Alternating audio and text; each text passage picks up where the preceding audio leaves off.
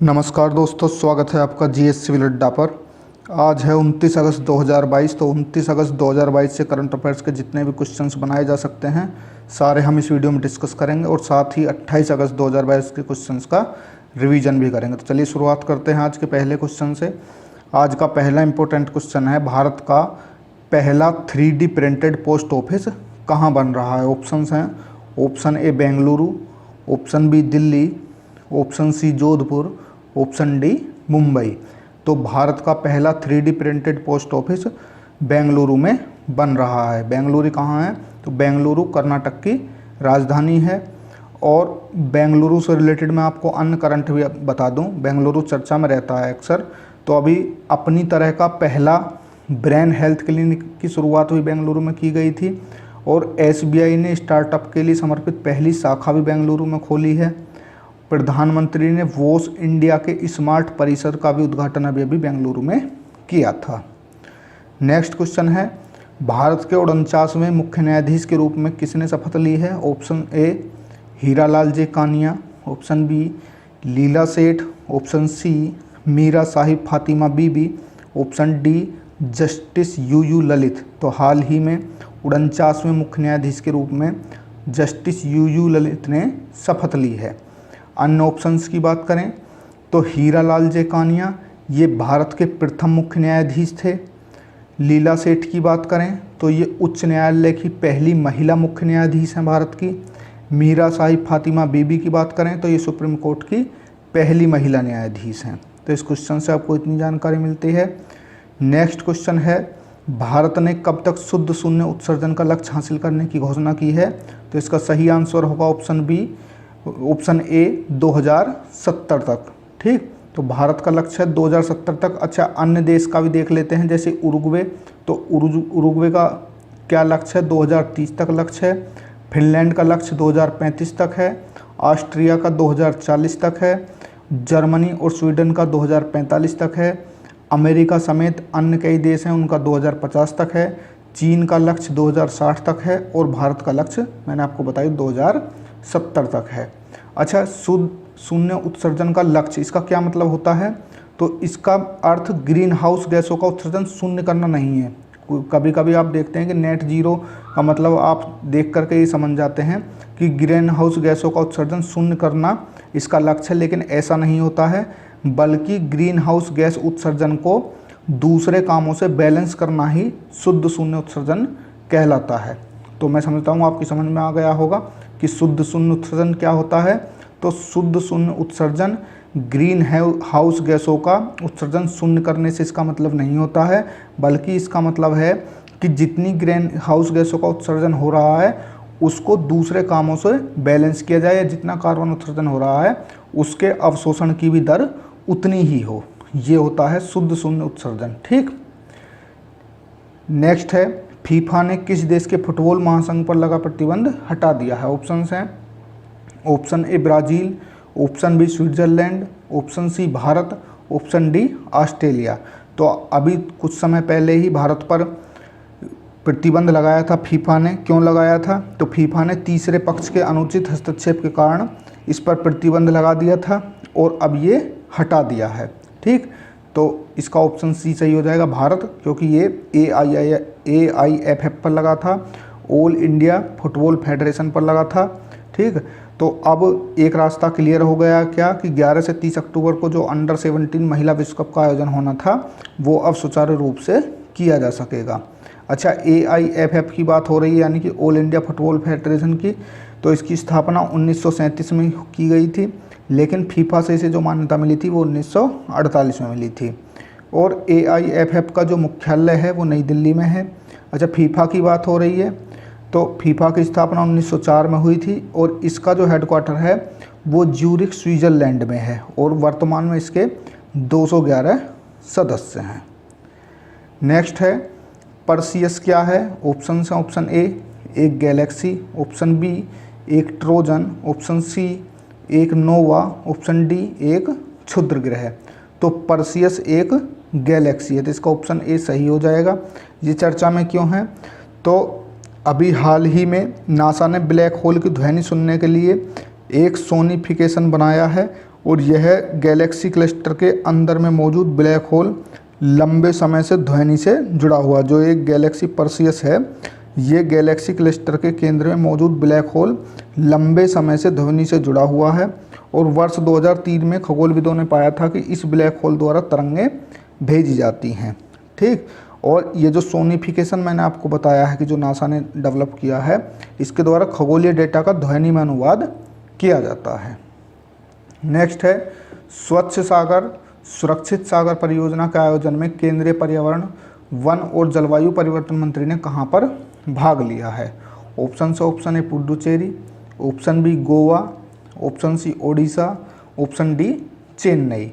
तो हाल ही में पुडुचेरी में केंद्रीय पर्यावरण, वन और जलवायु परिवर्तन मंत्री श्री भूपेंद्र यादव जी ने इसमें हिस्सा लिया है और इसमें एक शपथ ली गई है, आई एम सेविंग माई बीच। इस शपथ के साथ इसमें हिस्सा लिया गया है। इसकी शपथ ध्यान रखेंगे क्या है?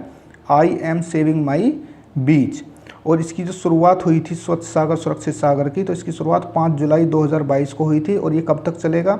ये 17 सितंबर 2022 तक, यानी कि international coastal clean up day तक ये चलेगा, क्योंकि 17 सितंबर को international coastal clean up day मनाया जाता है। ये आज़ादी के अमृत महोत्सव के तहत 75 दिनों तक 75 तटों की सफाई इसके अंतर्गत की जाएगी।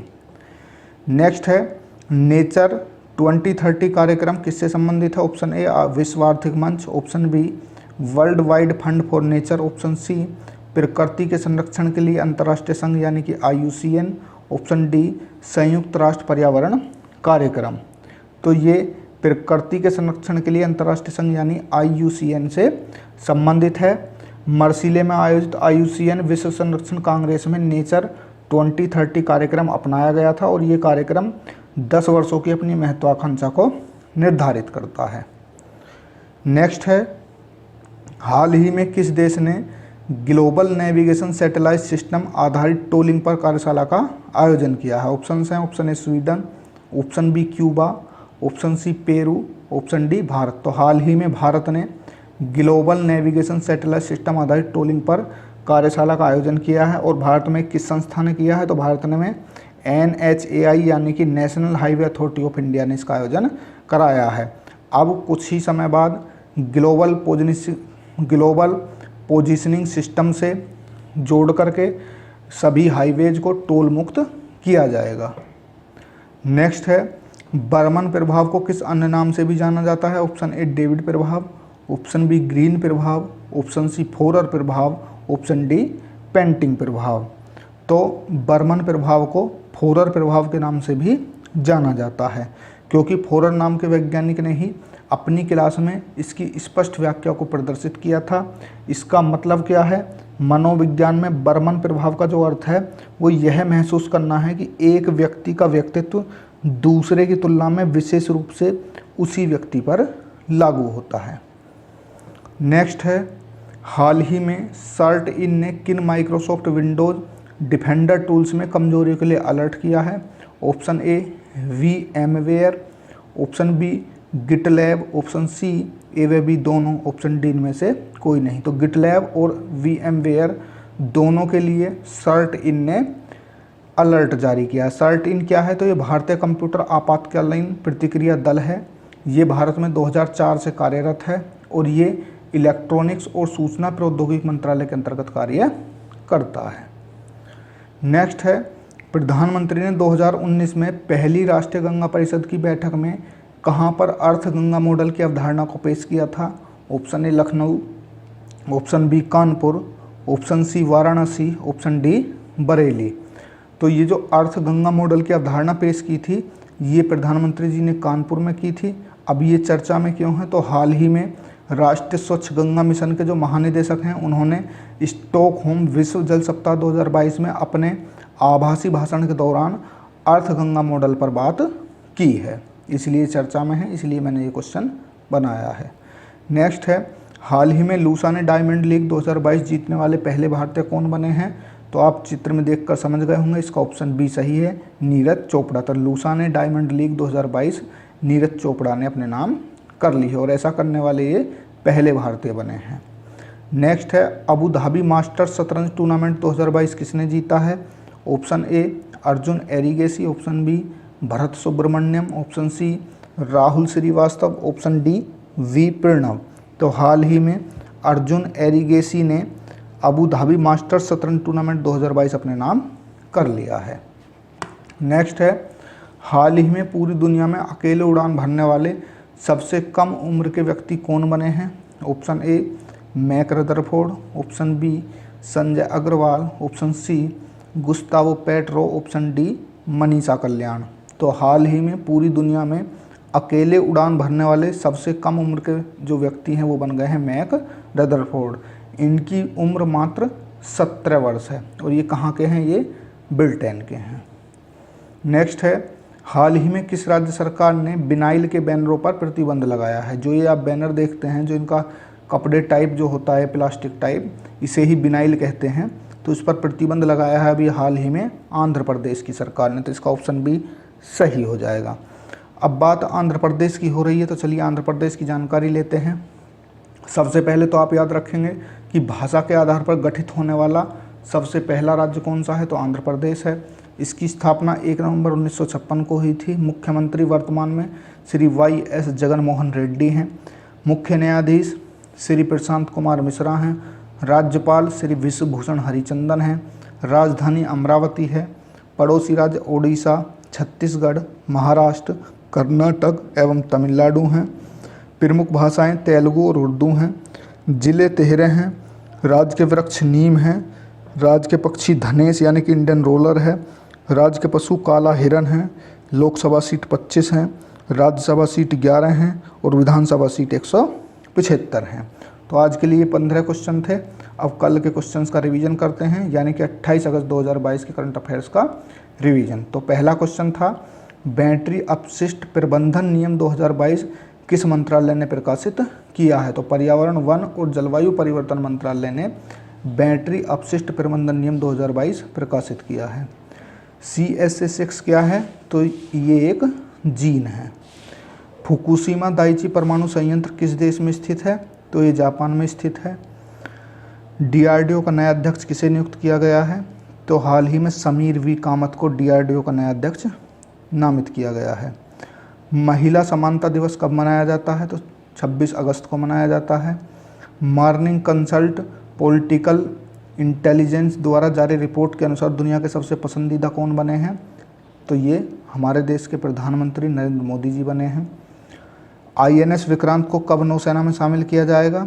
तो 2 सितंबर को प्रधानमंत्री मोदी द्वारा भारत के पहले स्वदेशी विमान वाहक पोत INS विक्रांत को नौसेना को सौंपा जाएगा। MCA 21 का संस्करण 3.0 किस मंत्रालय से संबंधित है? तो ये कोऑपरेटिव मामलों के मंत्रालय से संबंधित है। अनंगताल झील कहाँ स्थित है, जिसे राष्ट्रीय महत्व का स्थल घोषित करने की योजना बनाई जा रही है? तो ये नई दिल्ली में स्थित है। 2021 के लिए 31वां व्यास सम्मान किसे प्रदान किया गया है? तो ये डॉक्टर असगर वजाहत को। भारतीय धातु संस्थान द्वारा 25 से 27 अगस्त तक कहाँ पर अंतर्राष्ट्रीय सम्मेलन और प्रदर्शनी के 13वें संस्करण का आयोजन किया जा रहा है? तो ये नई दिल्ली में किया जा रहा है। R और K चयनात्मक रणनीति किससे संबंधित है? तो ये प्रजनन से संबंधित है। ग्लोबल विंड एनर्जी काउंसिल का मुख्यालय कहाँ स्थित है? तो ब्रुसेल्स में है। किस शहर में राजस्थान के पहले सुव्यवस्थित मोटर बाजार का उद्घाटन किया गया है? तो कोटा में किया गया है। किस देश ने दुनिया में सबसे कम प्रजनन दर का अपना रिकॉर्ड तोड़ा है? तो ये दक्षिण कोरिया ने तोड़ा है। भारत ने किस देश के साथ अंतर्राष्ट्रीय शिक्षा पर एक कार्यकारी समूह की स्थापना की घोषणा की है? तो ये ऑस्ट्रेलिया के साथ की है। CRISPM यानी कि climate vegetation information system and planning tool किस योजना से संबंधित है? तो MG नरेगा से संबंधित है। 23वीं केंद्रीय क्षेत्रीय परिषद की बैठक कहाँ आयोजित की गई है? तो ये भोपाल में, जो कि मध्य प्रदेश की राजधानी है। हाल ही में किसी उपन्यास प्रमेय के लिए साहित्य अकादमी युवा पुरस्कार 2022 प्रदान किया गया है? तो भगवंत अनमोल को। भारत बांग्लादेश संयुक्त नदी आयोग की बैठक का आयोजन कहाँ किया गया है? तो ये नई दिल्ली में किया गया है। तो आज के सेशन की यहीं समाप्ति होती है। वीडियो को अंत तक देखने के लिए आपका धन्यवाद। यदि आपको हमारी वीडियो पसंद आ रही है तो हमारे चैनल को सब्सक्राइब कीजिए, लाइक करें, शेयर करें। नमस्कार, आपका दिन शुभ हो।